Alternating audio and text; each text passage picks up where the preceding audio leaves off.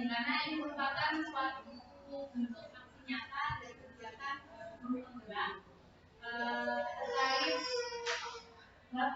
budaya positif. Jadi di sini nantinya akan ada beberapa pembicara yang akan menyampaikan terkait budaya positif.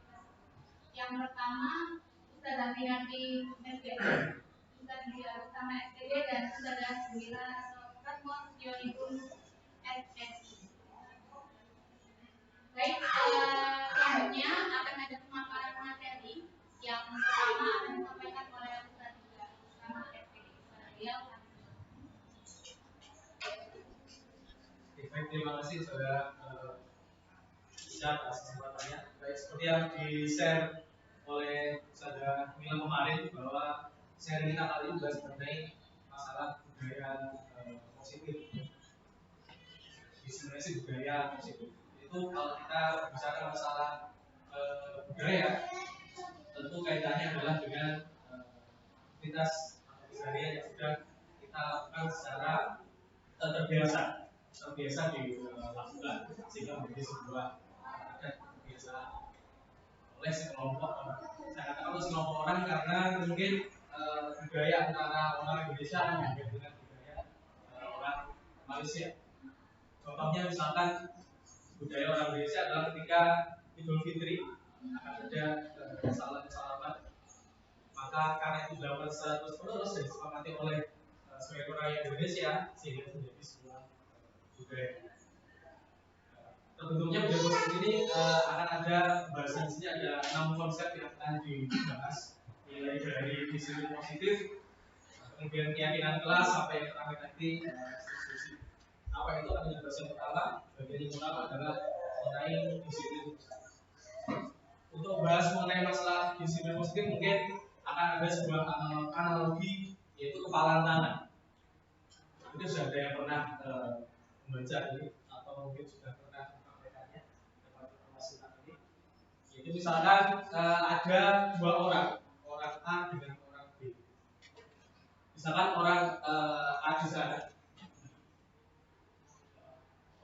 sana menggenggam sebuah tangannya untuk melindungi sesuatu yang sangat berharga yang ada di dalam tangannya. Kemudian temannya atau orang B berbalikan, yaitu sebisa mungkin bagaimana untuk membuka kepala tangan yang dilakukan oleh orang A dengan cara bujuk rayu atau uang sampai mau membuka sini. Terus itu dilakukan 2 kali dan dilakukan sebaliknya. Kalau sebaliknya orang B nanti yang menggenggam tangan, orang A yang berusaha untuk membuka. Lalu berikutnya kita bandingkan ini dengan perubahan paradigma itu kerangka berpikir, cara berpikir kita. Untuk pertanyaan yang pertama, dari kasus atau kejadian ini, apakah orang A atau orang B yang dikatakan membuka genggaman tangan?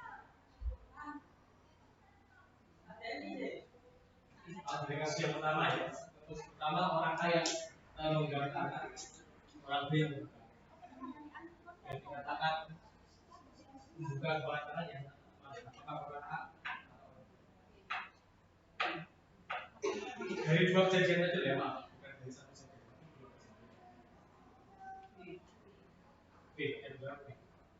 Kemudian berikutnya, sebaliknya, apakah antara orang A atau orang B yang dikatakan menutup tangan? Ya, ada orang A. Mungkin di beberapa kali ada yang menyatakan satu sekalian merupakan sebaliknya. Itu adalah pertanyaan yang ketiga. Sesungguhnya siapa yang memegang kendali atas kejadian tersebut? Tergantung orangnya ya, tergantung kita melihatnya. Misalkan kita melihat dari subjeknya yaitu orang yang B, maka yang dikatakan membuka genggaman tangan adalah orang yang B. Untuk kasus yang pertama. Sebaliknya, kalau kita mengatakan bahwa yang menutup genggaman tangan adalah orang yang A, maka itu sesuai dengan kejadian. Tergantung siapa yang menggenggam tangan. Berkaitan dengan itu, ada seorang ahli, Mr. Stephen namanya. Mr. Stephen mengatakan bahwa ada perubahan paradigma dalam berpikir dari stimulus respon menjadi teori kontrol. Teori kontrol yang kita bahas lagi sebelumnya mengenai siapakah yang juga menjadi. Apakah stimulus respon itu? Kalau secara bahasa sebenarnya stimulus respon adalah ada aksi, ada reaksi. Kita makan, kalau kita akan kita terpukul, maka kita merasakan perubahan paradigma itu antara lain adalah di poin yang pertama. Kalau yang stimulus respon, kita mencoba untuk mengubah orang agar sesuai dengan apa yang kita mau. Seperti kejadian ini tadi ya, dengan tangan si B pengen memaksakan agar tangan si A terbuka. Kemudian di teori kontrol sebaliknya, kita berusaha memilih pandangan orang lain bagaimana tentang diri. Sampai poin berikutnya yang paling akhir yang paling jelas, kalau yang teori stimulus respon mengatakan kita berpikir antara menang pasti ada yang kalah. Tapi ketika di teori kontrol ini adalah menang dengan menang. Masing-masing punya keuntungan. Sehingga kaitannya dengan pertanyaan yang pertama, siapakah yang punya kontrol atas diri kita sendiri? Jawabnya diri sendiri. Lalu bagaimana dengan sikap disiplin? Kalau kita mendengarkan disiplin, pasti kaitannya banyak aturan di sana. Aturannya masuk pukul 7, pulang pukul 1. Tapi kalau dikaitkan dengan pertanyaan yang pertama, disiplin itu adalah kontrol atas diri kita sendiri. Andai kata aturan itu tidak ada, kalau kita sudah pulang ke rumah, apakah kita tetap mematuhi aturan yang ada? Tergantung diri sendiri kan ya, kita tetap melakukannya. Misalkan kalau yang sudah terbentuk, misalkan di SMP setiap pagi dilakukan amal surat zikir pagi, memang aturannya seperti itu. Kontrol atas disiplin itu ketika kita liburan, apakah kita pernah melaksanakan amal surat? Sehingga kaitan disiplin adalah dengan diri sendiri, atau kontrol diri sendiri. Disiplin diri sendiri adalah kacau. Salah satu tokoh yang mengatakan mengenai kedisiplinan adalah Ki Hajar Dewantara, salah satu tokoh di Indonesia, di mana ada kemerdekaan di sebelah ada sikap disiplin atau disiplin dari diri sendiri. Yaitu diri kita sendiri yang mewajibkan untuk kita disiplin. Jadi berasal dari diri kita sendiri, dari sehingga yang dikatakan merdeka oleh Ki Hajar Dewantara bukan berarti merdeka itu adalah kita bebas atau terlepas dari segala perintah. Tapi bagaimana kita bisa memerintahkan diri kita sendiri untuk melaksanakan sesuatu atau disiplin diri.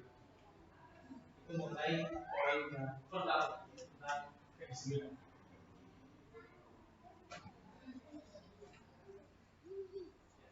Berikutnya,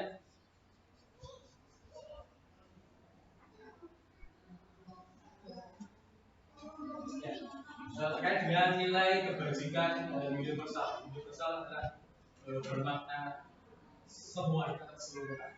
Jadi adalah nilai-nilai kebajikan yang disepakati bersama. Ada banyak jenisnya di sini.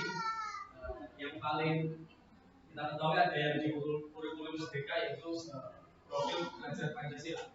Ada 6 poin ini, mulai dari beriman dan bertakwa, mandiri, berkritis, berkepentingan global, bergotong royong, dan itu adalah nilai yang menjadi tujuan bersama terkait dengan profil belajar Pancasila.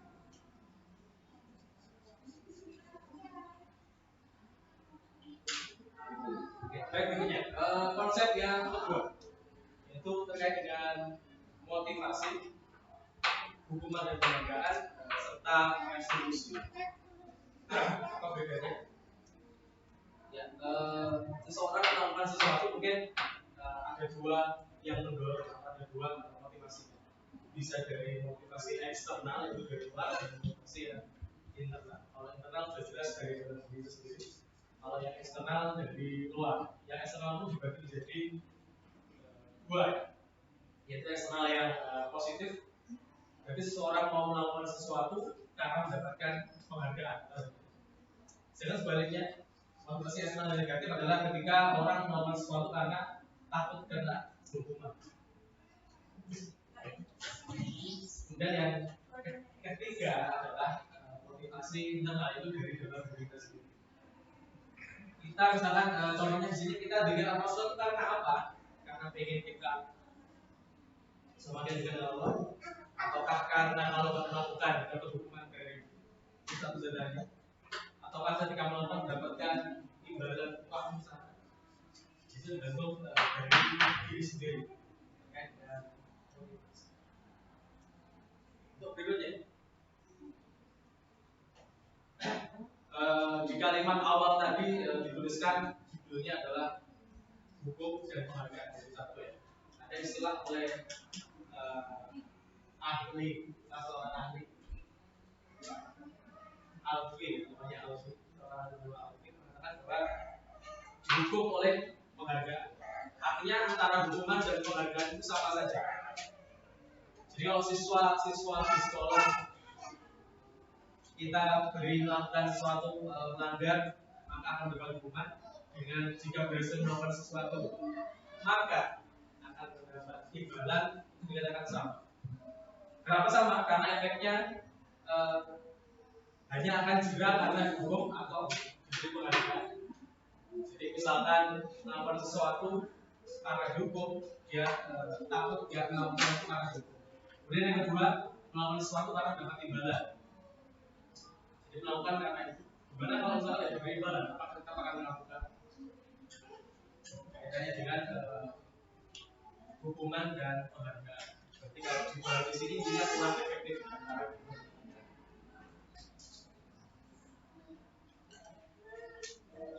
Tanya ini, hukuman apakah sama dengan konsekuensi? Tidak bisa. Apakah sama antara hukuman dan konsekuensi? Beda. Ya, silakan di sana. Silakan.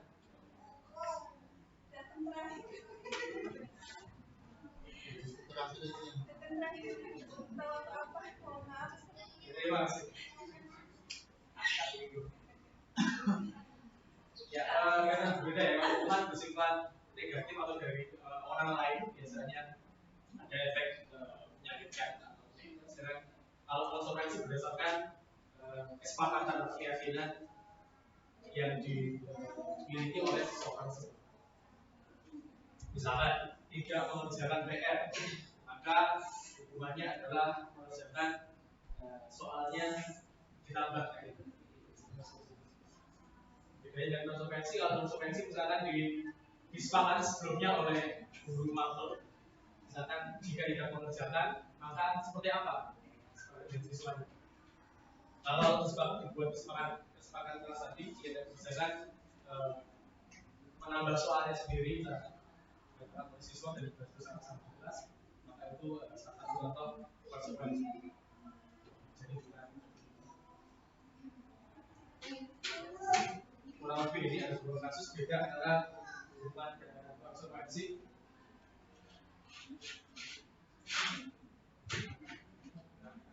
Seperti poin yang keempat,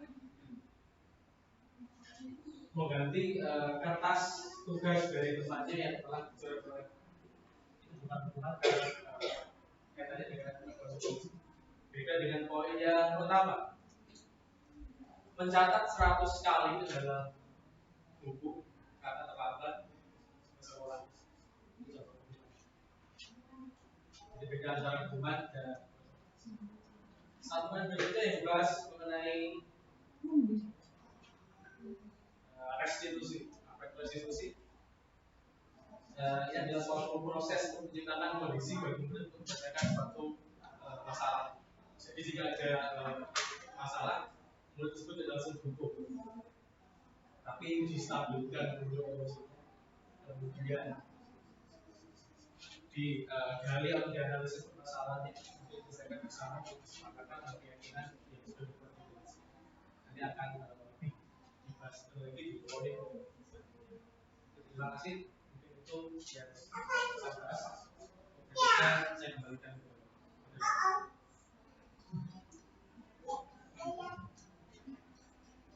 Terima kasih Ustaz Yuda atas pemaparan materi yang sudah dilakukan. Langsung saja menginjak pemateri kedua, yaitu yang akan disampaikan oleh Ustazah Winarti. Beliau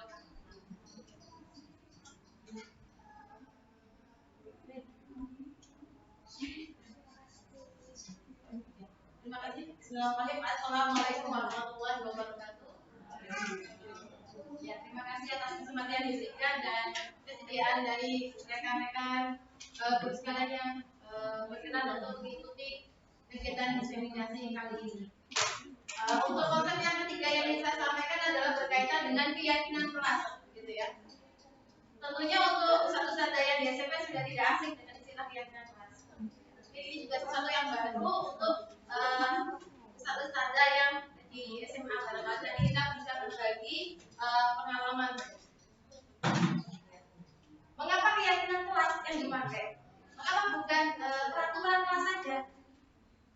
Apakah ada bedanya antara peraturan dengan keyakinan kelas? Nanti kita akan kupas bersama-sama bedanya peraturan kelas dengan keyakinan kelas. Ada kaitannya dengan materi yang sudah disampaikan sebelumnya oleh Ustaz Yuda berkaitan dengan dorongan faktor internal dan eksternal.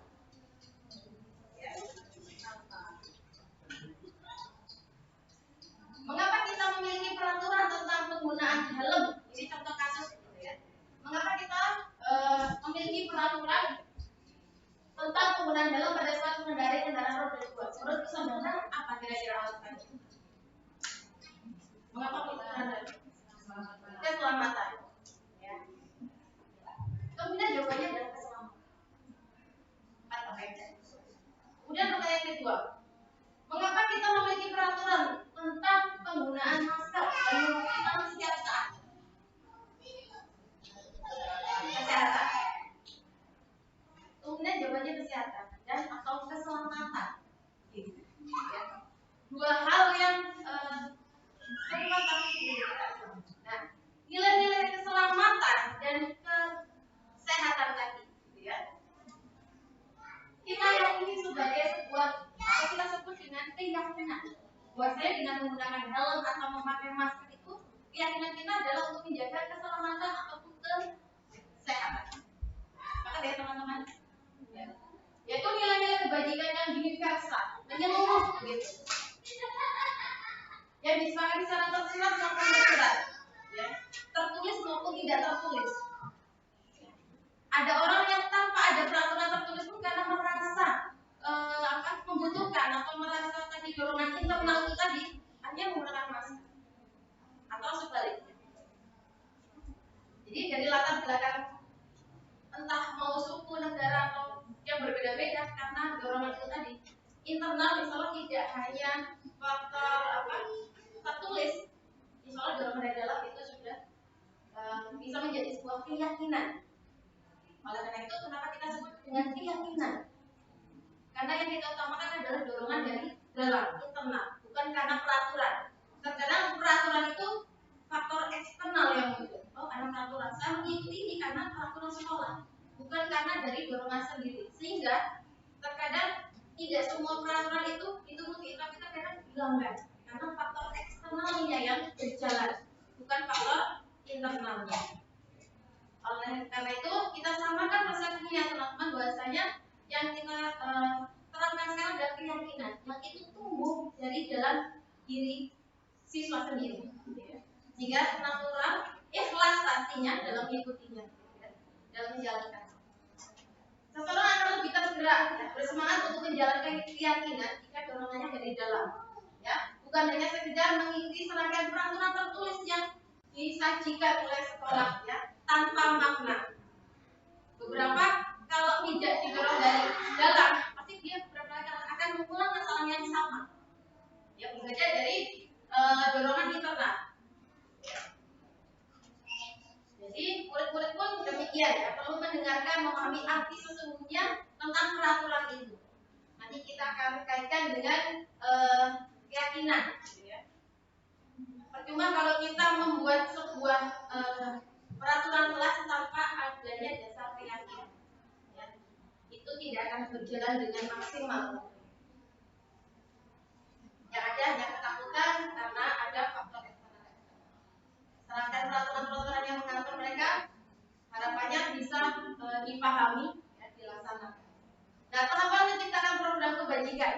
keyakinan itu juga bagian dari kebajikan. Keyakinan kelas adalah disiplin positif, ya, yang nantinya bisa diterapkan di sekolah sehingga membangun budaya positif sesuai dengan tadi profil pelajar Pancasila yang sudah tadi disampaikan. Jadi untuk membangun budaya positif, disiplin positif, membangun budaya positif sesuai dengan profil pelajar Pancasila, sesuai dengan jargon pendidikan saat ini, yaitu merdeka belajar. Pembentukan keyakinan sekolah atau kelas. Jadi keyakinan ini tidak hanya dibentuk dari versi kelas saja, tapi bisa satu-satu bangun versi mata pelajaran jika itu berada di ranah pelajar. Bisa dibentuk, bisa jadi keyakinan kelas antara mapel satu dengan mapel yang lainnya berbeda sesuai dengan kesepakatan atau keyakinannya masing-masing. Itu tiap mapel. Dan di kelas, tiap kelas pun bisa jadi antara kelas yang satu dengan kelas yang lain punya keyakinan yang berbeda. Dan ini juga bisa diterapkan oleh suatu standar di rumah, gitu ya. Jadi keyakinan kelas bersifat lebih abstrak, nampak, gitu ya, lebih rinci dan konkret, detail. Keyakinan kelas berupa pernyataan-pernyataan yang universal. Kemudian pernyataan keyakinan kelas senantiasa dibuat dalam bentuk yang positif, menghindari kata jangan, ya, menghindari kata jangan. Tapi lebih nanti redaksinya lebih pada hal yang positif. Nanti kita akan bahas lebih lanjut. Keyakinan kelas hendaknya tidak terlalu banyak, sedikit tapi terlaksana, sehingga mudah diingat, dipahami oleh semua warga kelas. Karena di sini istilahnya adalah keyakinan kelas. Keyakinan kelas sebaiknya sesuatu yang dapat diterapkan di lingkungan sekolah atau kelas.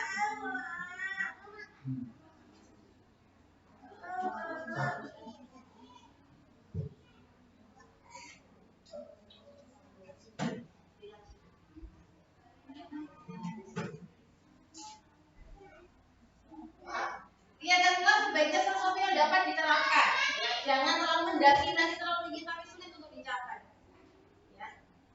Semua warga kelas hendaknya itu berkontribusi, bukan karena atas dasar gurunya saja, tapi atas dasar atau hanya atas dasar siswanya saja, tapi berkolaborasi, kesepakatan bersama antara siswa dan guru atau siswa dan wali kelas, kalau itu ranahnya kelas.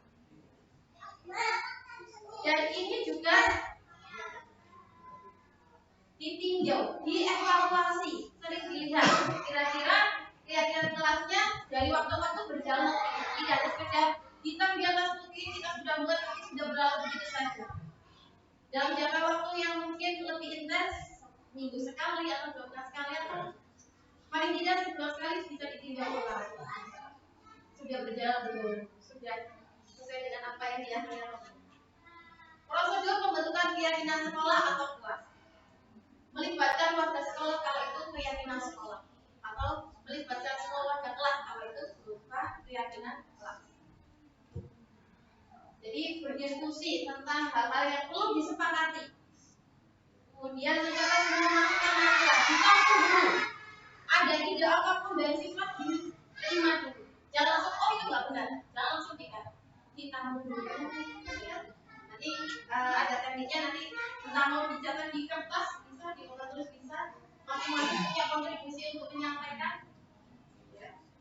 Sehingga kita juga mengapresiasi pendapat semua siswa, mencatat semua masukan-masukannya, kemudian menyusun keyakinan tersebut diganti dengan kalimat positif itu tadi. Contohnya, misalnya kalimat negatifnya adalah jangan berlari di kelas, ya, atau koridor, diganti dengan berjalanlah di kelas atau koridor.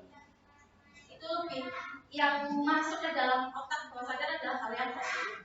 Kalau jangan, itu biasanya lebih cenderung ke oh nanti pasti akan melanggar waktu. Jadi biasakan kita menggunakan istilah atau bahasa-bahasa yang positif. Kemudian setelah diskusi, kemudian dicatat kembali pernyataannya. Pasti kan banyak ya dari anak-anak. Jangan menyampaikan salah benar. Nanti di tahap berikutnya atau tahap ini baru kita evaluasi, kita saring berdasarkan kesepakatan. Jadi selanjutnya ajak warga untuk menemukan nilai-nilai kebajikan. Dari sekian buku yang tertulis, manakah yang merupakan dan mana yang tidak. Itu kita sampaikan kepada siswa-siswa kita untuk menentukan mana kebajikan, mana bukan. Kita libatkan anak-anak. Contohnya, berjalan di kelas, dengarkan guru, datanglah tepat waktu, berada di bawah satu payung kata keyakinan, yaitu saling menghormati. Nanti akan ada banyak mungkin bahasa-bahasa atau istilah yang lainnya, tapi dalam satu ranah sebetulnya saling menghormati. Tidak membuli dan sebagainya, mengejek dan sebagainya. Misalnya nama bapaknya dan sebagainya, itu juga dia dalam ranah menghormati. Keyakinan inilah yang kemudian dimasukkan dalam daftar kesepakatan. Setelah itu tinjau ulang keyakinan sekolah atau kelasnya bersama-sama. Ya. Setelah beberapa peraturan telah disatukan menjadi beberapa keyakinan, dari 20 diringkas lagi menjadi 5, ya, 3 atau 5 keyakinan, atau 3 sampai 7 lah maksimal keyakinan. Jangan terlalu banyak supaya mudah diingat. Setelah keyakinan disepakati, maka dipersilakan semuanya membaca ulang. Sepakat ya teman-teman, keyakinan yang kita sepakati itu jika sudah oke, kita datangkan, ditulis ulang keyakinan yang utuh yang sudah sepakati itu. Di bawahnya nanti diberi space tanda tangan seluruh warga kelas untuk menandatangani. Ditempel, jadi tidak disimpan wali kelas atau di bukunya, ditempel di kelas di ruang yang bisa dibaca oleh siapapun. Oh, ternyata di kelas 7 itu keyakinan kelasnya ada poin ini ya. Jadi kelas lain ada yang sedikit berbeda. Nah, ini contoh saja. Ini yang sudah dari sekian buku tadi gitu ya, diringkas jadi satu. Contohnya, misalnya yang pertama menjaga keamanan dan kenyamanan. Kedua, menyayangi dan menghormati. Ketiga, bertanggung jawab dengan diri sendiri dan lingkungan. Ketiga, tepat disiplin. Kelima, mematuhi peraturan sekolah. Sederhananya, itu sangat simpelnya.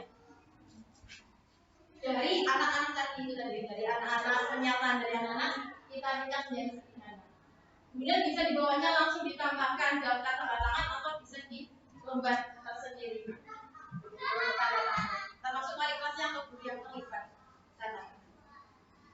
Nah, ini juga contoh lain. Kalau contoh di SD kelas SD itu biasanya lebih sederhana bahasanya. Setiap anggota kelas perlu belajar, ya. Dia kelas juga mungkin standarnya bahasanya lebih agak tinggi. Senantiasa membantu. Kalau kelas 1 bingung membantu yang seperti apa, harus lebih detail. Kemudian kelas 7 atau setara SMP, ya. Mungkin ada hormat, bekerja sama dan sebagainya. Nanti diberi indikator juga boleh, tanpa indikator pun boleh kalau sudah menjadi kesepakatan. Ini contoh saja keyakinan kelas, ya. Disiplin waktu, entah baik waktu datang ke sekolah maupun tugas. Kemudian bersikap baik dan menghargai orang lain, termasuk mungkin di dalamnya nanti ada bullying, kemudian asli dan sebagainya. Menjaga keselamatan diri dan orang lain. Diri dan orang lain.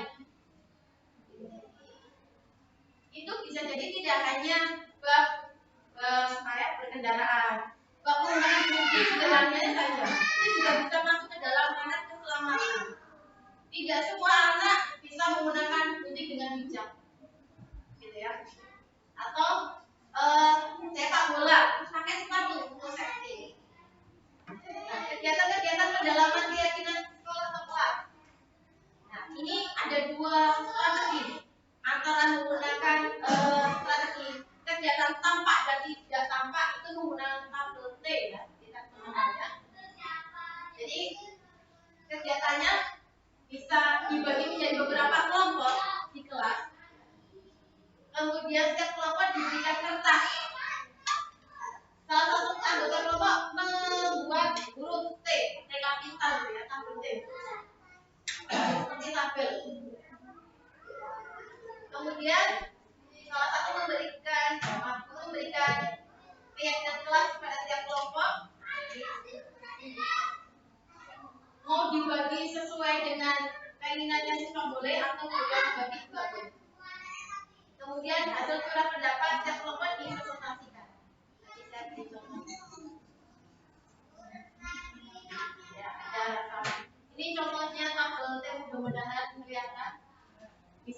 penggunaan kata tampak seperti dan tampak tidak seperti. Contohnya datang tepat waktu sama sepertinya. Tidak tampak seperti adalah sering hadir terlambat, itu kan negatif. Sering hadir terlambat itu kan negatif. Diganti dengan kalimat yang positif. Seharusnya bagaimana? Datang tepat waktu. Kata-kata negatif yang muncul di tidak tampak itu nanti padanan katanya adalah tampak seperti. Harusnya bagaimana? Redaksinya menggunakan kalimat positif. Jadi kalau contohnya bisa ditambahkan yang kalau di SMP bisa berkaitan dengan rasa hormat, kerja, rasa terima, diterima dan dimiliki, kemudian bersikap positif, percaya dan menghormati orang lain dan sebagainya sesuai dengan nanti kesepakatan sekolah ya. Mau poin apa yang mau dimunculkan. Kemudian ini pakai tabel Y, ya bisa begini. Kalau tadi pakai tabel T, tanpa dan tidak seperti itu. Kemudian kalau tabel Y bisa menggunakan seperti ini. Terdengar seperti apa, berberi tolaknya harus seperti apa dan terlihat seperti apa. Contoh satu saja. Terlihat berempati terhadap perasaan orang lain. Terdengar itu berarti kata-kata yang sering muncul. Yuk saya bantu. Kemudian berperilaku, berarti ekspresinya harusnya bagaimana? Tersenyum ramah. Kemudian metode kedua adalah tidak menggunakan tabel T atau tabel Y, tapi menggunakan tugas saya dan tugas kamu. Ini juga bisa diterapkan kalau di kelas tugas guru dan tugas murid. Juga bisa diterapkan di rumah, tugas orang tua dan tugas anak. Ini juga bisa diterapkan di rumah, di sekolah atau di manapun. Ini nanti guru akan membuat bagan bersifat kotak begitu ya. Masing-masing kotak isi judul. Guru tugasnya apa, murid tugasnya apa. Nah, langsung saja ke contoh. Guru tugasnya mengajar, mendidik dan sebagainya. Murid tugasnya apa? Belajar. Kalau guru mengajar, berarti murid tugasnya belajar. Guru tugasnya bukan menyakiti atau disakiti. Maaf, ini murid ya teman. Murid tugasnya adalah bukan menyakiti atau disakiti. Jadi guru adalah guru dan murid, ini juga guru dan murid. Yang di atas tugasnya atau seharusnya yang bawah adalah tugasnya bukan sebaliknya. Berjuang pendapat tentang tugas-tugas masing warga kelas atau rumah untuk membantu dengan positif yang aman dan nyaman menjadi suatu budaya yang positif di manapun. Kemudian konsep yang keempat adalah kebutuhan dasar manusia dan dunia kebudayaan. Ada lima. Yang pertama kebutuhan biologis. Yang empat adalah yang pertama adalah kebutuhan fisik. Yang empat adalah kebutuhan biologis. Yang pertama yaitu bertahan hidup, kasih sayang dan rasa diterima. Keempat kebebasan. Kelima kesenangan dan kepuasan. Contoh sederhananya dalam slide itu Joni kan. Joni dia mengambil makan temannya, bekal temannya. Dalam konteks mengambil bekal temannya ini bisa jadi kelima-limanya beda kebutuhan. Jika Joni itu mengambil karena dia lapar, berarti alasannya adalah kebutuhannya adalah kebutuhan fisik, ya, fisik. Ingin survive dia. Jadi kalau Joni itu mengambil karena minta perhatian, cari perhatian dulu. Sehingga begitu melaporkan ke orang tua, menyampaikan kenapa kamu mengambil bekal temannya, karena kan yang butuh perhatian. Sengaja, biar orang tuanya lapor ke orang tuanya. Itu kebutuhan kasih sayang, caper lah bahasanya. Kemudian ketiga kebutuhan kebebasan. Dia mengambil karena merasa dirinya lebih berkuasa, jadi begitu. Sehingga kalau temannya merasa sedih dan sebagainya atau ekspresinya nangis atau sedih, dia merasa happy, senang. Oh itu lucu, bebas dia merasa di atas. Kemudian kebutuhan kesenangan. Kalau kesenangan tadi usil ya, modelnya usil. ingin mencoba menu yang lainnya. Menu yang lainnya dibanding menu bekalnya sendiri. Yang terakhir penguasaan tadi. Ini survival ya, bertahan hidup.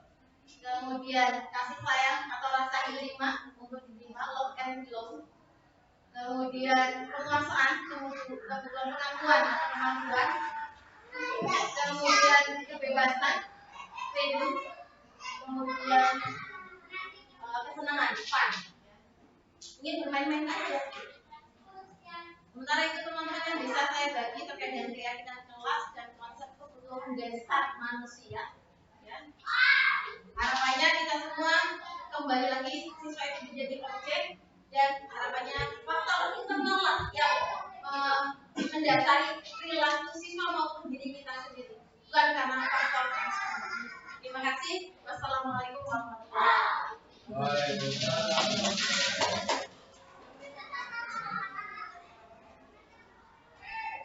Terima kasih kepada saudara Gunati atas pemaparan materi yang semakin siang semakin panas begitu, termasuk materi yang kita pelajari juga semakin kompleks. Nah, untuk itu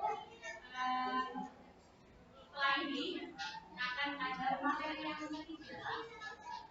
Apa itu materinya? Kita sambut saudara Mila. Beliau kami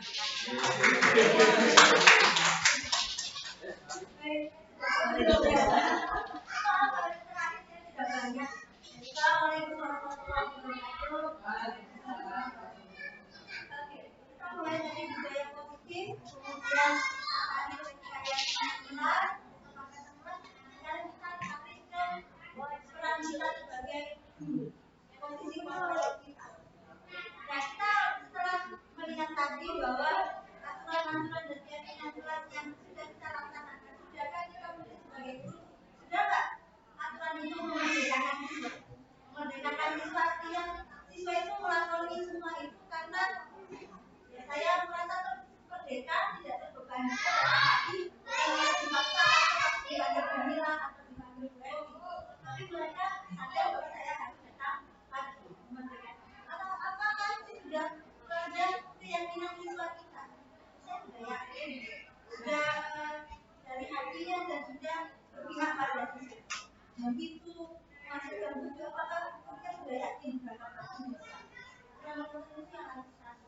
Nah, di sini ada 5 posisi kontrol. Sepertinya sudah di-share sama Ustaz Alif di grup ya, di Telegram. Ada 5 posisi kontrol. Di sini ada 5 posisi kontrol kita. Yaitu yang pertama ada untuk membuat orang merasa bersalah, teman, pemantau dan lain-lain. Kita review lagi. Kira-kira kita ketika anak melakukan dan salah ya kita mengingat dalam mimpi. Jadi perilaku yang sudah kita inginkan mimpi yang sama anak. Maka di sini kita gimana? Saya jujur saya lebih mungkin di dalam salah ya. Betul ya. Apa di sini? Di sini adalah ternyata motivasi yang kalau sudah kita melakukan dia sebagai pembuku dan memberi masalah kita adalah kita sudah memberi ilmu kepada dia. Terus sehingga mereka ketika tidak melakukan hal itu, kata mereka adalah bukan dari dalam diri tapi dari ada ya. Nah, kalau kita menerapkan teman dan pemantau itu berarti kita mengharapkan dari luar, mengharapkan imbalan dari orang lain. Ya, teman dan pemantau. Biasanya kalau kita berarti sebagai teman, kadang lebih lama istilahnya. Posisi kita yang harusnya kita pakai adalah posisi pemantau paling minimal atau posisi ada beberapa langkah. Kalau menghukum biasanya langsung ya mesti ya itu ya kata-kata saya mesti ya mesti ada dia menghukum itu kalau saya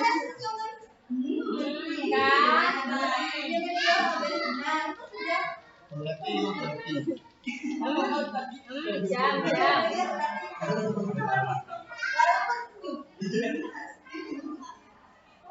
ada membuat ini kadang kita sudah yang bagaimana itu sebenarnya bagus membuat keyakinan sama orang, tapi kemudian tidak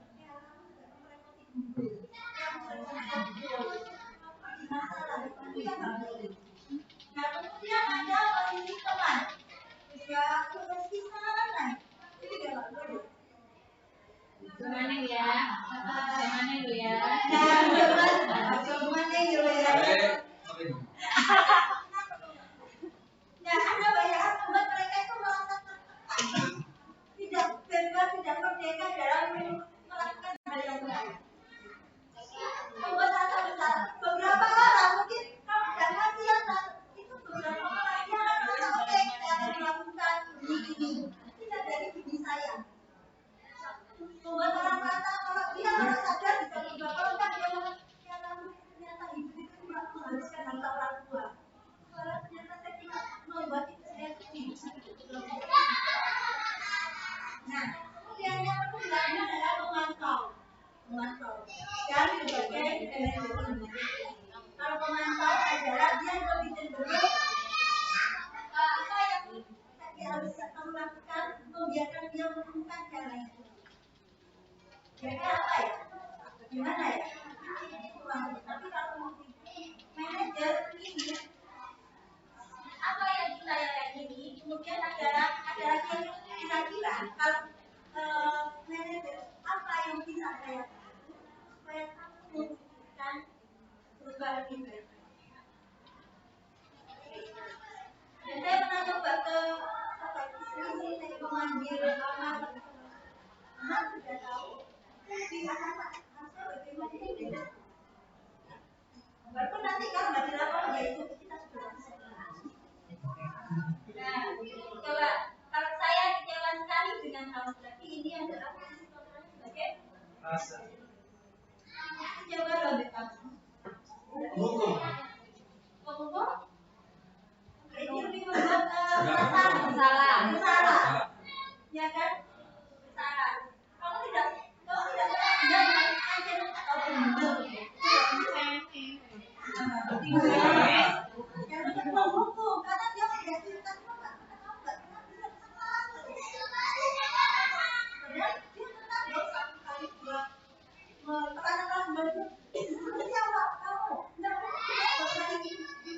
nah itu kalau ini sudah pengukur. Kalau yang nomor 3 adalah lakukan sendiri di Bapak Mantap.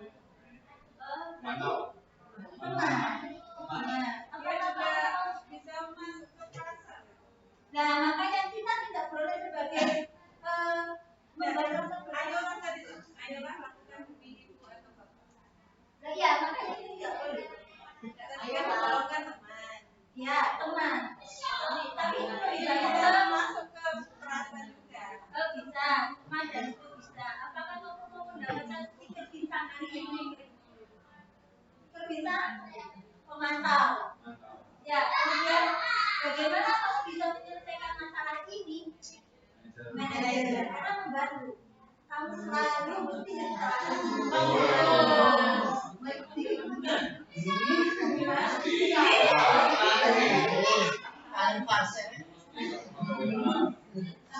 ya ini dosa-dosa ya Kenapa dosa itu? dosa kesalahan ya Kenapa dosa itu? Ya nggak bisa. oh iya Bisa. Tapi nggak mau coba.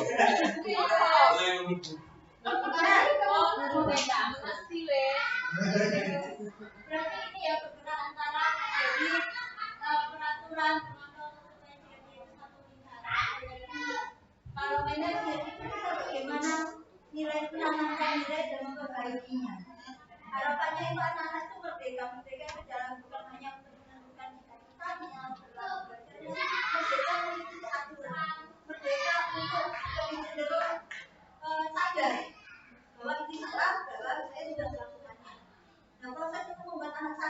itu tidak bisa langsung 1 kali 2 kali proses, karena kesalahan itu bisa jadi menumpuk di bawah sadar ya, dia melakukannya. Terus dulu ya, mengingatkan dan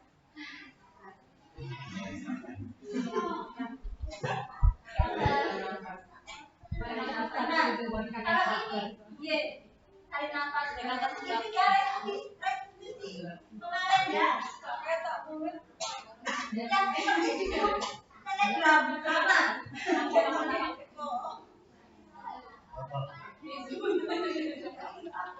nah di sini ada yang pertama menampilkan identitas. Karena apa? Setiap orang itu melakukan kesalahan. Ya, kemudian kamu bukan hanya kamu kok yang pernah melakukan. Kemudian menanyakan keyakinannya. Nilai-nilai disepakati itu yang melakukan beberapa kesalahan. Terus kamu ingin menjadi seperti apa? Kamu ingin dikenal seperti apa? Kemudian ada validasi kebutuhan. Kamu tentu punya alasan kenapa melakukan. Adakah cara yang lebih efektif mendapatkan apa yang kamu inginkan?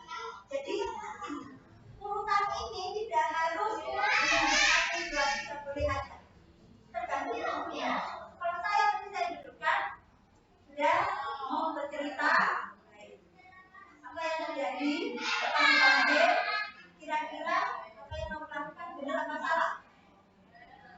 Nah, kadang-kadang misalkan korban yang kita lupa lakukan adalah kesalahan identitas. Seakan-akan dia hanya orang-orang dia adalah satu-satunya pelaku yang melakukan kesalahan itu. Nah, kita mungkin sudah validasi apakah identitasnya itu belum. Oke, kamu terlambat. Ya, saya tahu oke. Memang sekolah lagi terlambat. Bila juga, ayo bila berani kok terlambat. Sampaikan identitasnya dulu. Bahwa kamu bukan satu-satunya orang yang salah, tapi orang-orang itu bukan orang yang salah. Yang berbeda adalah bagaimana kamu berubah.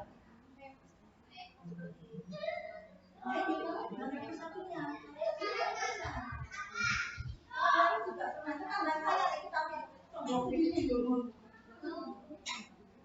Nah, ini tampilkan manusiawi kok, tampilkan diri manusiawi. Jika anak yang merasa gagal itu yang praktek ternyata Tuhan. Ini beberapa kasus mungkin kamu lihat beberapa kejadian yang kasusnya negatif ya dalam diri kita. Penerimaannya dan itu kita akan sadar bagaimana kita berbelok kemampuan.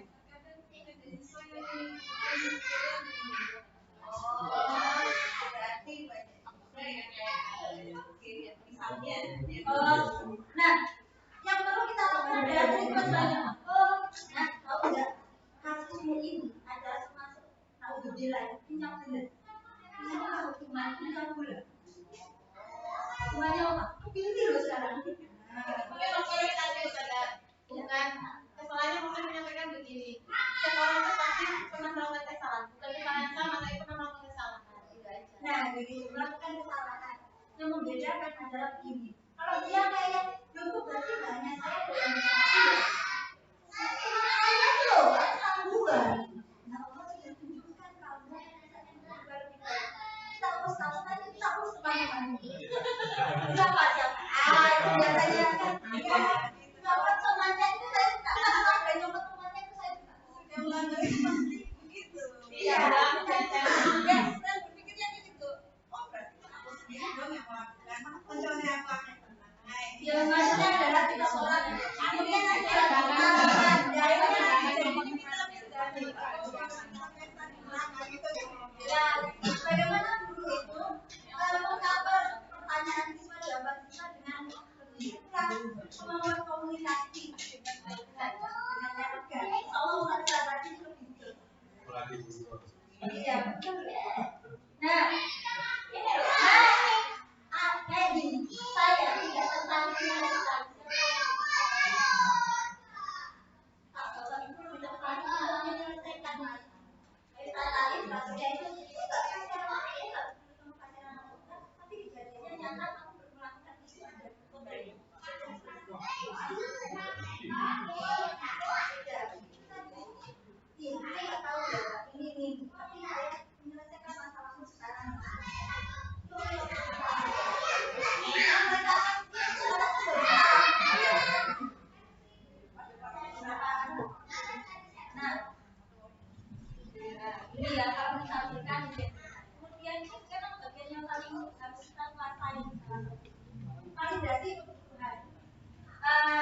tuh mungkin nanti plastik tanya apa?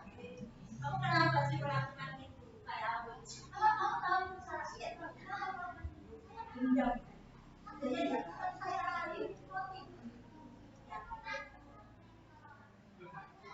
sehingga kamu belajar memasak, kamu boleh menjaga sikap itu. Kira-kira apa ya yang harus kita lakukan itu? Ini pada kemudian adalah menyatakan keyakinan. Kamu melanggar apa enggak? Nah, ada trik ketika ada yang kita tanyakan kan kadang ada yang lek jawab, ada yang diam. Benar ya? Kalau ada yang diam, apa yang kita lakukan? Begini. Jadi titiknya gini. Diam. Kenapa? Diam. Jadi silakan bisa dipilih. Kamu ingin nggak sih memperbaiki kesalahan? Ingin nggak sih berbuat baik? Kamu kira-kira kamu tahu kan peraturannya apa? Kilo cari ini triknya bahasa kalau mungkin berapa? Oke, saya beri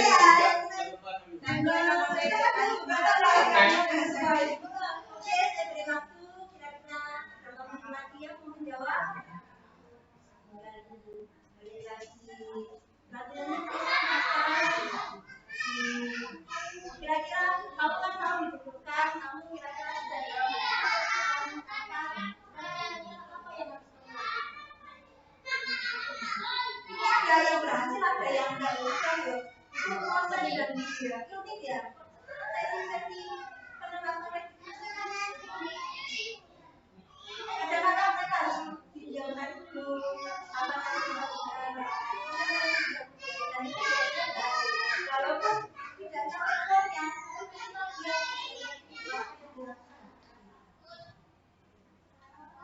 dan itu saja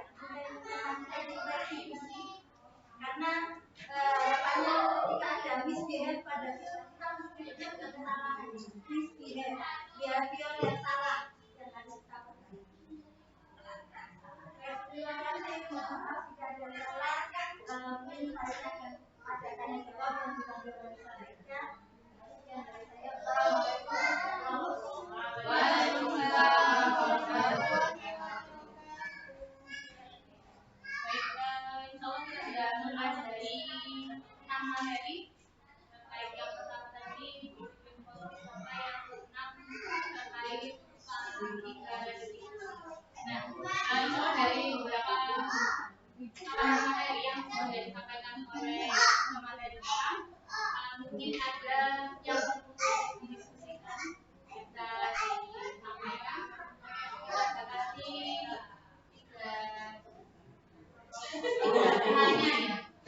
temannya untuk bisa mungkin menyampaikan hal yang kurang jelas atau mungkin perlu silakan.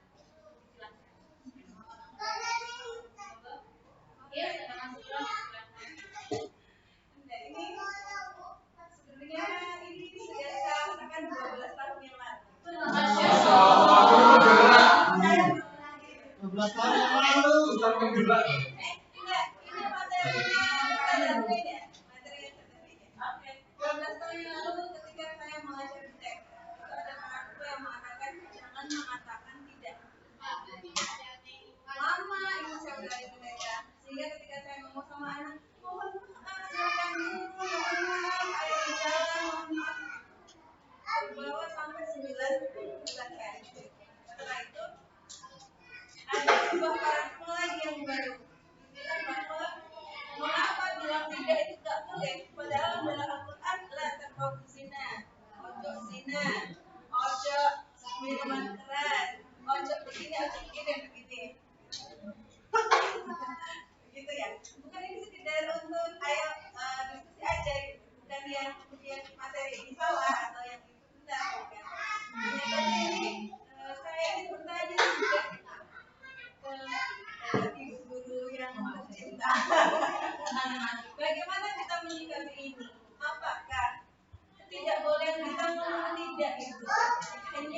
kalau penyusunan keyakinan kelas dan keyakinan sekolah saja yang itu akan menjadikan sebuah peraturan yang ditempel, yang kita semua kemudian bisa melihat jelas, oh begini peraturannya. Atau kalau tidak itu memang kita tidak boleh menggunakan dalam keseharian kita. Kalau yang saya dapat 12 tahun yang lalu itu dalam keseharian saya ketika mengajar, jangan gitu, tak boleh jangan naik, tak boleh silakan turun. Nah gitu ya. Itu yang saya karena memang dalam Al-Quran bukan membanding-bandingkan, ini adalah perintah dari atasan Allah Subhanahu wa taala gitu ya. Terus ini kemudian karangan manusia atau apa gitu ya. Tidak begitu. Ini bagaimana kita menggunakannya.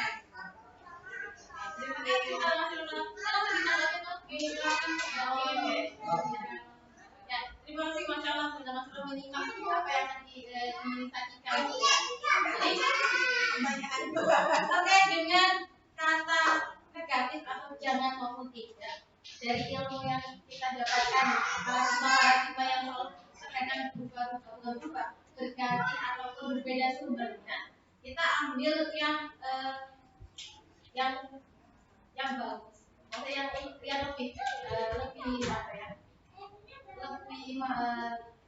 Lebih nyaman. Nah, itu juga bisa diterapkan tidak hanya di keyakinan kelas. Tadi saya kaitkan dengan bisa diterapkan di rumah, gitu ya, di keseharian. Karena terkadang tidak boleh berlarian. Untuk usia anak-anak, kata tidaknya bisa tidak ditangkap, tapi malah berlarian. Yang kita bagian kalau kita ngomong tidak, biasanya dilakukan. Dilarang buka begitu ya. Terkadang anak-anak penasaran, dilarang berarti ada sesuatu yang menarik atau sesuatu yang serius gitu. Terkadang kata tidak boleh atau dilarang itu mau menarik hal yang negatif untuk melakukan. Tidak juga, enggak berbeda ya. Saya tidak membahas kitab Al-Quran kita, tapi lebih ke ini ya, keseharian ataupun paradigma alam bawah sadar kita terkadang beda dengan dilarang bermaksiat itu. Allah itu dalam itu ranahnya sudah luar biasa. Ini ranah yang sederhana gitu ya, yang ada di kehidupan kita sehari-hari. Dilarang berlarian, ya sudah tambah lari anak-anak kita terkadang. Jadi kita lebih menerapkan atau membiasakan kata-kata positif sehingga yang masuk ke dalam mindset anak kita adalah hal yang positif. Dilarang masuk ruang itu ya, terkadang pasti saja namanya anak-anak apa ya di ruang itu. Tambah penasaran. Dilarang terkadang peraturan itu mau dilanggar. Yang tidak sadar. Ya, penasaran.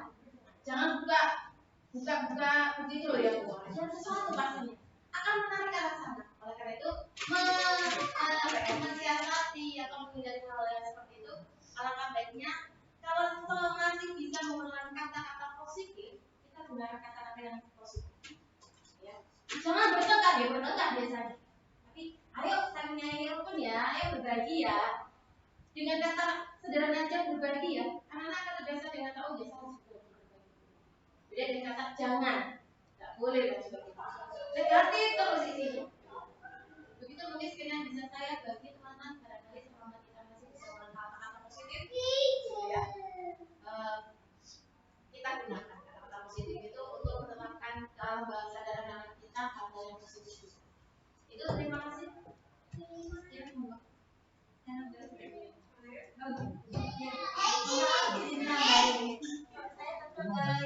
Dalam peraturan memang kita menerapkan kata-kata positif.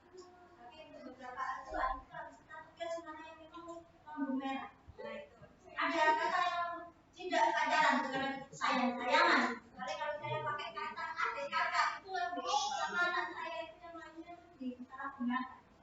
Ya kan ada hal yang memang kita harus menggunakan kita gelap. Iya, untuk beberapa yang kenapa adalah karena mungkin ini ya benar. Untuk aturan ini benar menggunakan kata jangan. Menggunakan kata positif, tapi untuk beberapa hal yang memang itu ketegasan dan itu real nyata, maksudnya benar-benar dilarang, kata tidak masih boleh dibolehkan, masih dibolehkan atau bahkan mungkin harus karena apa?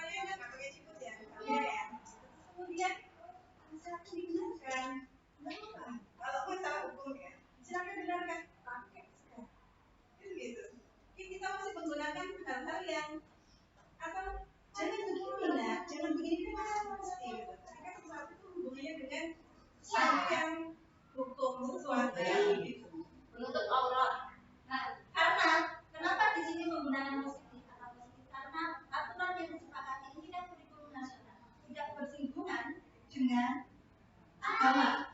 Jadi yang menggunakan kata positif, universal. Ketika sudah nyerempet agama, kita pakai jalannya.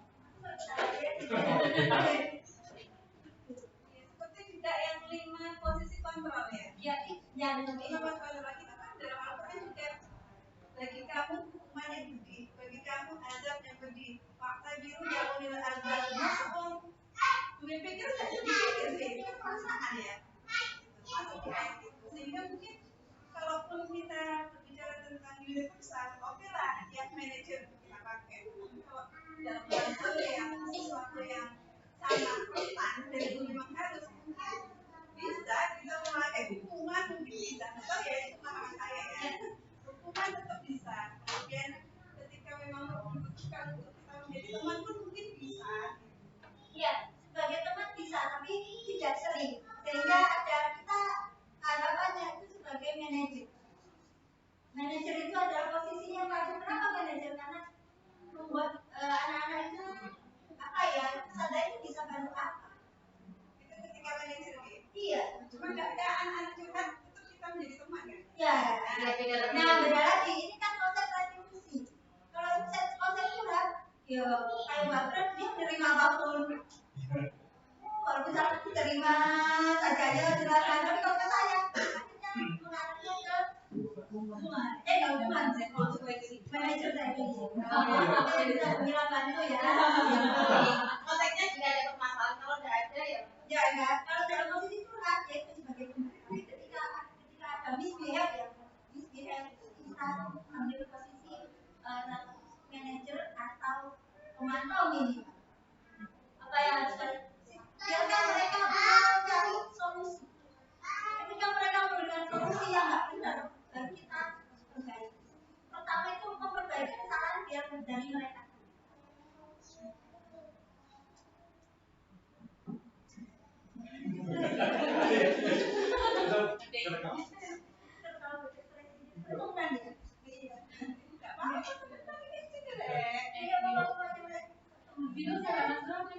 Iya, apa yang maksudnya saya juga mau memberi gambaran juga bahwa di setiap kondisi itu terkadang kita bisa melakukan hal ini itu, sehingga kita juga tidak terpacu pada ini, padahal ini salah, kayak gitu. Kita paham bagaimana lingkungan kita, kondisi orang yang kita hadapi juga. Kalau jadi teman pun harapannya anak tidak melewati batas koridor. Aku kamu itu untuk ranah siswa dan guru itu juga nggak pas. Karena saya kadang anak terlewat kedekatannya, tidak memperhatikan untuk saat ini ya, kan sedang penurunan karakter ya, di mana-mana tidak hanya di sekolah kita beberapa malam ini turun, sehingga itu juga yang harus dilakukan.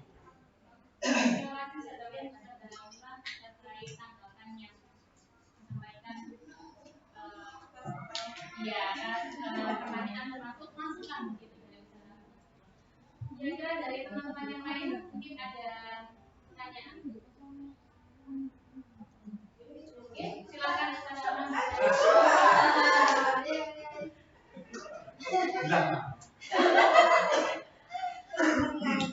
Tadi kan ada kata manajerial ya. Saya cuma mau tanya,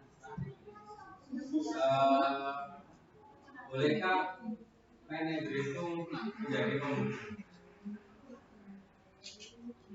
Ya. Kapan dan misalkan kan anak dikasih cari sendiri, baru kamu menunggu, bolehkah suatu ketika manajer itu menjadi pemimpin?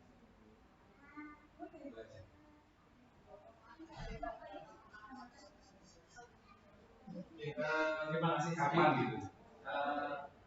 5 posisi kontrol tadi Boleh kapan? sebuah proses sebenarnya. Jadi kalau misalkan kondisi kita sekarang dan sebagai seorang hukum, misalkan bisa menjadi seorang manajer. Kemudian kalau kondisi yang berhenti tadi manajer apakah jadi pusat? Kalau berdasarkan sifatnya, sebenarnya berdasarkan kasus sifatnya tidak ada nama khusus. Ada nama sendiri sebenarnya.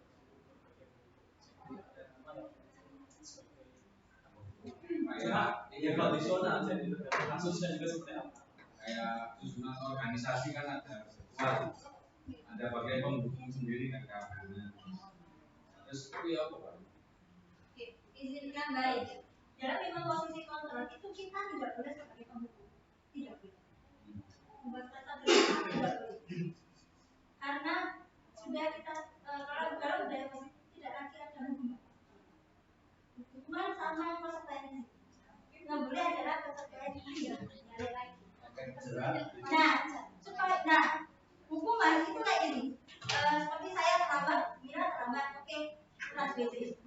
Apapun hukuman, apapun kesalahan yang sama, lari, itu nggak boleh. Tapi konsekuensi adalah berhubungan dengan apa yang dilakukan anak itu. Misal saya nggak setoran hari ini, harusnya 3 ayat. Nggak boleh. Iya, 3 ayat pendek. Terus saya hari itu ya 3 ayat tahun itu. Ya, berarti konsekuensinya apa? Ada hubungannya dengan apa lah? 6 ayat. 6 ayat. Tambah ayat berarti. Iya, sehingga tapi biar kita nanti itu tapi sebelumnya kita kasih kesepakatan. Yuk, sebelum mengajar. Keyakinan tadi. Ya, di awal ini misalkan ini kan minggu-minggu itu sudah ada pelajaran. Kita ada pelajaran, kita bikin buat kontrak dengan anak-anak. Kalau tidak berjalan tidak, konsekuensinya apa? Sepakat. Sepakatkan kira-kira apa ya? Sehingga ketika ada biaya lagi, kita gunakan konsekuensi ya, bukan hukum. Sekarang kalau keyakinannya kalau ini harus bersihkan bersih gitu apa? Nah, selama disepakati antara dengan pihak lain. Kalau tidak disepakati, berarti itu tidak boleh. Sepakat ya kemarin apa kesepakatan kita? Itu oke. Yang membedakan antara hukuman dan konsekuensi adalah proses. Gimana proses? Langsung terlambat. Kenapa? 1 hari itu sudah. Tapi apa? Terus kesepakatan kita apa? Ini Pak, ya. Kalau di atas itu apa? Tingkatan. Keyakinan. Tingkatan ini. Nah, Bapak ketika terlambat sekolah dicatat. Ketika 3 kali itu harusnya sudah dipanggil orang tua. Selama dipanggil pengasuh. Kalau dipanggil orang tua itu enggak hukuman. Karena sudah jadi kesepakatan di atas.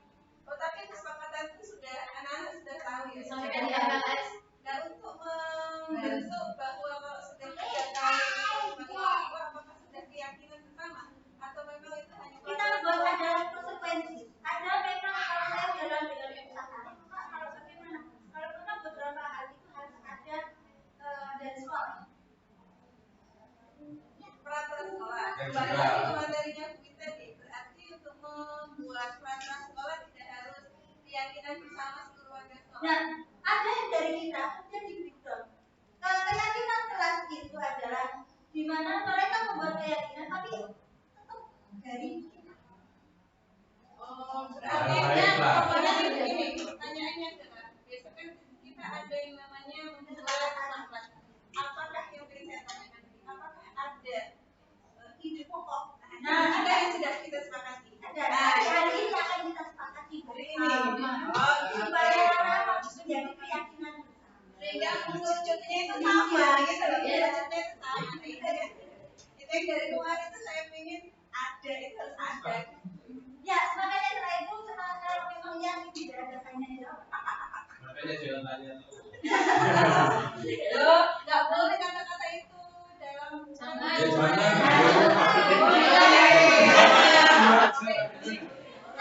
itu nggak mengembangkan cara berpikir orang.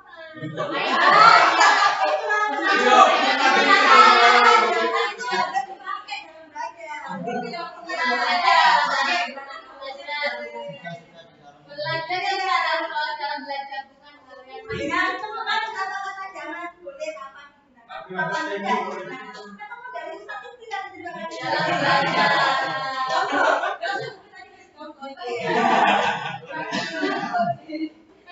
Kayak mana yang harus gue tanya belajar yang ngaji. Jangan malas dong. Belajar yang macam-macamnya kalau ya Ngaji. Kita mau coba mana? sekali kita butuh ya kita ini ya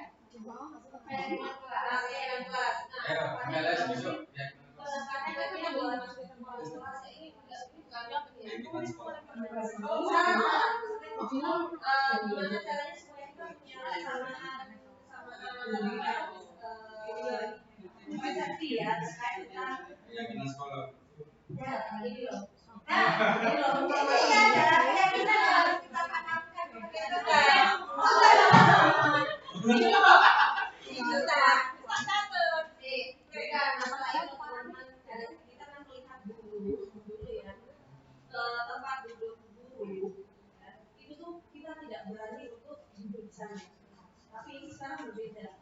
Anak-anak tuh malah duduk, bahkan kami mungkin naik atas meja.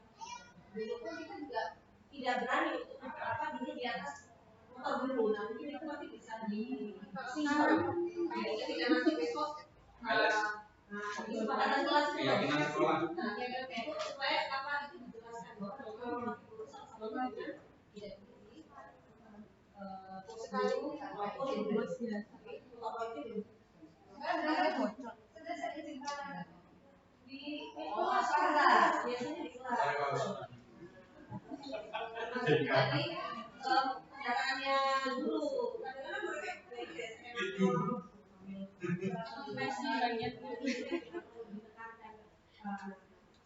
Terima kasih Bu April. Soalnya nanti poin itu tugasnya wali kelas atau guru saat mengadu pancingannya di situ. Jadi kita jangan langsung menyodorkan ini. Ini nanti disodorkan di akhir untuk dirumuskan. apa dulu yang dilakukan Ustazah? Yang harus dilakukan tadi yang pertama adalah lupa ya saudara ini 12 tahun Catat, ayo. Yang pertama tadi adalah bersama anak bisa dibuat kelompok atau langsung tidak apa-apa, gitu ya. Yang faktor internet kegiatan tampak seperti itu. Boleh begitu. Jadi tiap kelompok dikasih kertas, gitu ya, dikasih kertas. Selama ini mereka akan evaluasi selama ini yang terjadi apa, tampak seperti apa sih? Saudara berarti yang suka menyumbang, misalkan contoh kelas 7, manggil menyebut nama orang tuanya, sebutan nama orang tuanya. Terus ada lagi mungkin yang mengambil sesuatu tanpa izin. Biarkan itu keluar dulu dari anak-anak, tampak seperti, biarkan ditulis dulu. Nah, tapi anak-anak juga harus memadankan kira-kira kalau tidak boleh padanannya kalau memanggil sebutan orang tuanya harusnya bagaimana? Berarti tampak seperti mereka harus Tapi itu masuk kemana nanti? menghargai, menghormati. Ya keyakinan dulu yang kata Nah, ini kan nanti rangkumannya ya saudara. Akhirnya akan menuju ke sana. Soalnya nanti merangin kegiatan tampak seperti ini setelah Ya harusnya kalian. Nah, kelihatan nggak? Misalkan, contoh yang tak bacakan. Contohnya adalah saudara,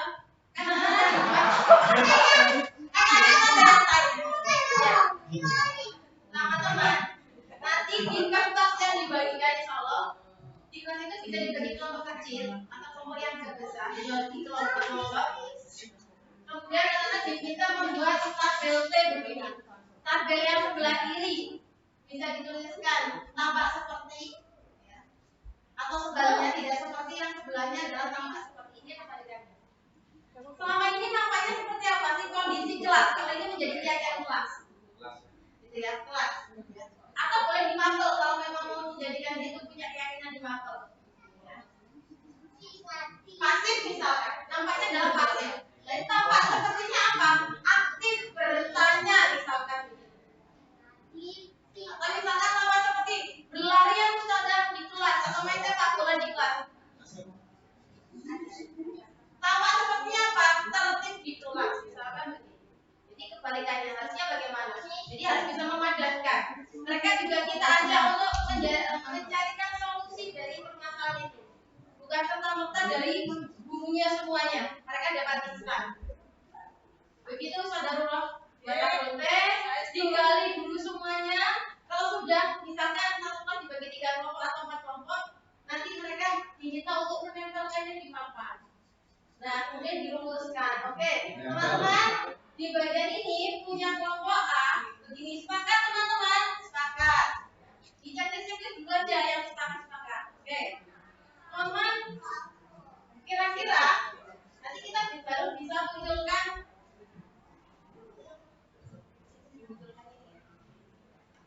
dimunculkan langsung saja. Nanti nanti anak-anak bisa dirumuskan dengan panduan ini biar tidak salah. Kalau misalkan tadi bicara kotor, kira-kira maksudnya yang mana ya? Ini Ustazah ini sampai semua yang ditulis anak-anak masuk ke sana, mereka bisa mengidentifikasikan ternyata poin yang mereka laki itu semuanya ada di beberapa poin itu.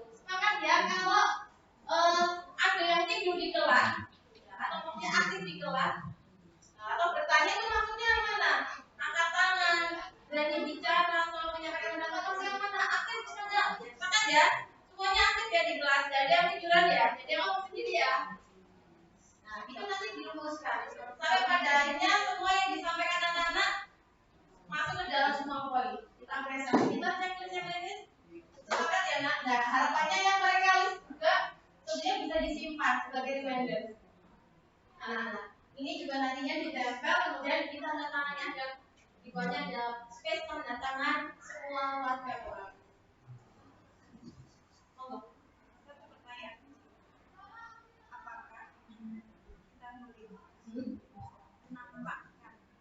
Lima keyakinan kelas ini. Ada jangan dulu. Nanti akan banyak terpalak padahal sudah ada. Jangan. Nanti akan mematikan Tata caranya begitu maksudnya. Oh yang ini checklist ya. Oke. Berarti Oh itu udah muncul. boleh kan ketika ini kan tadi ada 3 ya. Saya ada 3 kelompok nih. Ada 3 kelompok. Dan semuanya juga. Nah, di samping sini apakah kita sudah boleh menempelkan ini? di akhir boleh, di akhir. Jangan di awal. Checklistnya nanti bagaimana? Gini loh, setelah anak-anak sudah menuliskan di sana, kan ditempel ya kita apresiasi. Nah, baru kita munculkan ini, boleh di sampingnya. Ya, tapi jangan di awal. Di akhir. Oke, bisa nambahin. Misalkan kalau gurunya datang sebelum gurunya hadir. Oh, berarti artinya ya kita tambahin namanya. Jadi lalu ya, masa itu di Berarti kan nggak ditempel semuanya 5 langsung. sudah. Kalau masalahnya benar anak menyimpulkan. Walaupun kita tidak paham permasalahannya. Ya, ini kan di akhir. Kalau bisa jadi kalender. Apa sih maksudnya? Atau mungkin bisa gitu. Jadi kalender bu keyakinan. Kalau kalimatnya kan ada yang sama. Ayo kita kumpulkan kalimat yang sama. Antar masing-masing kelompok, barangkali ada yang sama, bisa dijadikan satu. Begitu saudara Mas. Teman-teman dari SMA nonton ya, sederhananya begitu ya. Iya.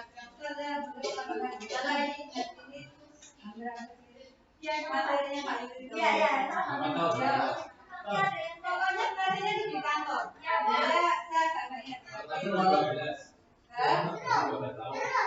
Ya mungkin 8 tahun aja ya. Karena ya, sekitar itu menyediakan kertas entah itu plano atau manila atau kalender bukan sebenarnya yang mungkin masukan ada dibagikan Yang sudah ada manila itu sehingga mungkin itu perlu disiapkan menyiapkan nanti sebenarnya akan menempel akan membutuhkan banyak sehingga nanti setelah terakhir debat nanti merumuskan ini sebagai akhir dari kesepakatan yang Betul, yang disampaikan oleh saudara Hatta. Jadi nanti untuk perlengkapannya kalau sudah disiapkan untuk besok kita eksekusi membuat keyakinan kelas di masing-masing kelas. Kemudian di akhir, mohon dari guru yang mendampingi jangan lupa setelah disimpulkan di bawahnya nanti diberikan tanda tangan semua warga sekolah atau warga kelas. Gitu. Terima kasih teman-teman. Ada lagi? Cukup deh. Insya Allah teman-teman barangkali nanti insya Allah beberapa materi yang tadi diminta teman-teman bisa nanti kita share, bisa dipelajari lagi suatu saat bisa dibutuhkan baca-baca ulang monggo. Barangkali nanti di setelah sesi ini bisa kita diskusi juga monggo teman-teman kita berbagi ilmu. Terima kasih banyak. Iya, saya kembalikan kepada Ustazah. Bicara tadi beliaunya cukup lah. Saya nggak lihat dulu. Semoga saya kembalikan ke moderator. Terima kasih. Baik, beliau mau untuk ketika mana kita. Insya Allah materi